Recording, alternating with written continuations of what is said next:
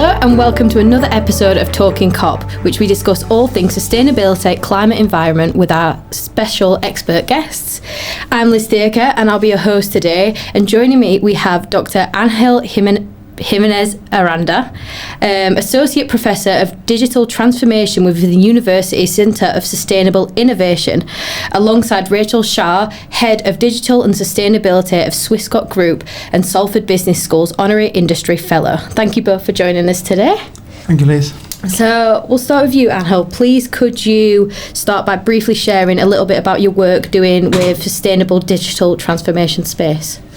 Yes, I'm working at the Salford Business School, working with companies, helping them on the digital transformation journey, helping them to find the right technology, adopt the right technology, and go through that change transformation that they are making. Rachael, in a nutshell for our listeners, please could you tell us about Swiscot Group and the work you're doing in this space?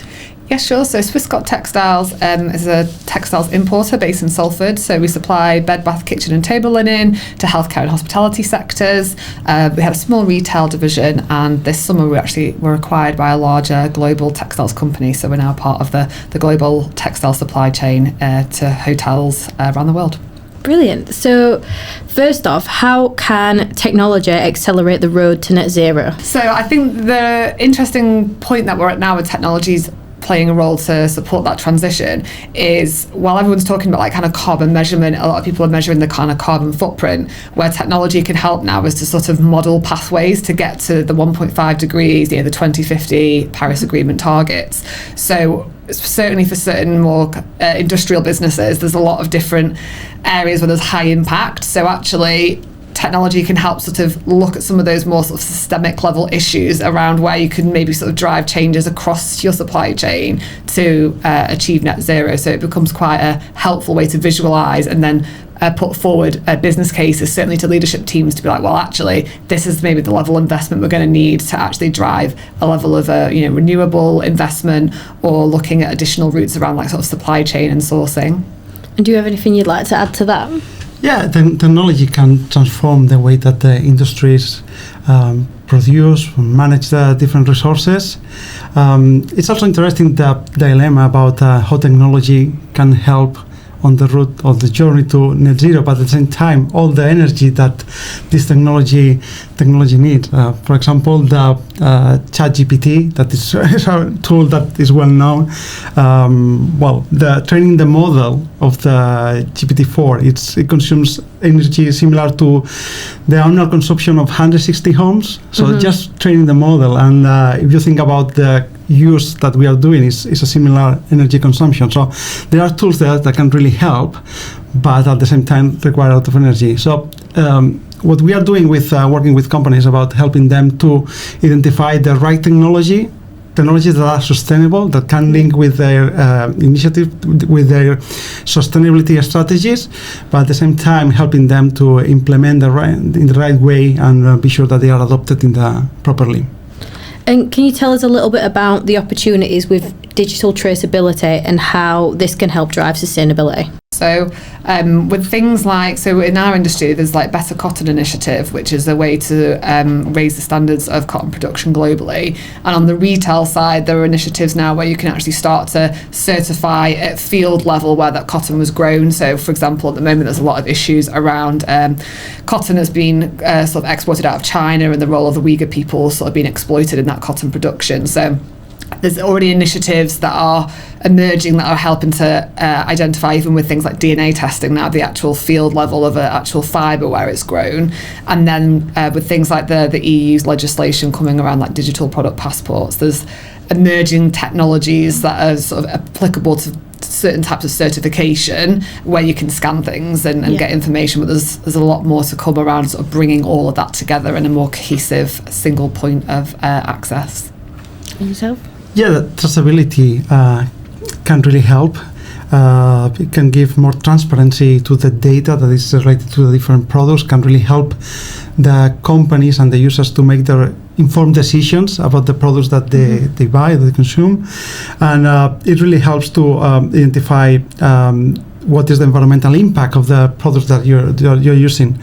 So this visibility can help in general to identify areas to be more efficient, to be more sustainable, to reduce waste, to be sure that we are using ethical practices like as Rachael has commented, fair trade or economy-friendly sourcing. These are important areas, and these initiatives that are really coming now with new regulation like the digital product passport, the need of defining environmental product declarations for all the different products, it's going to change the way that we are accessing to the information and the way that we are deciding which are the products that we want.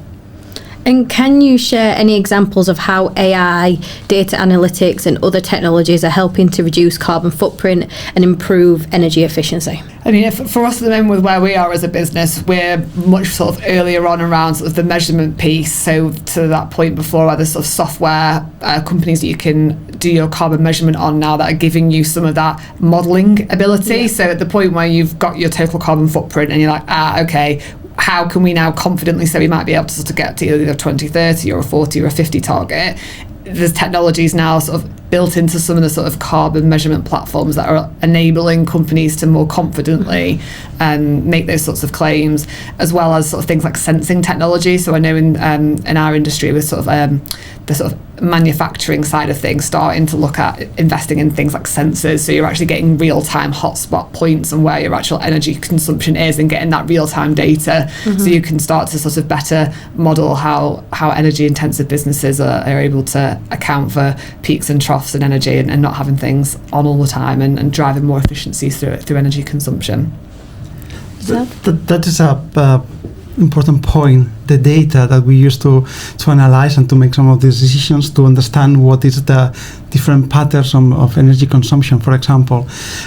It's important that the companies invest on having high quality data that can really help them on the decision process. AI is a nice tool, but you need to fit with the right data and enough data to create proper analysis and identify some patterns.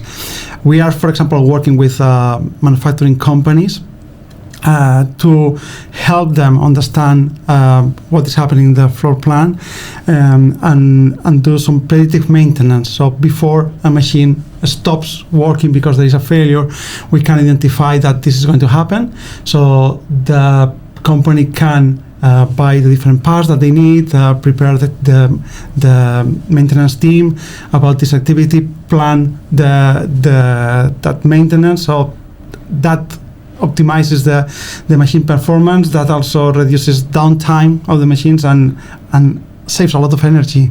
So you can reduce the energy waste. That is an example.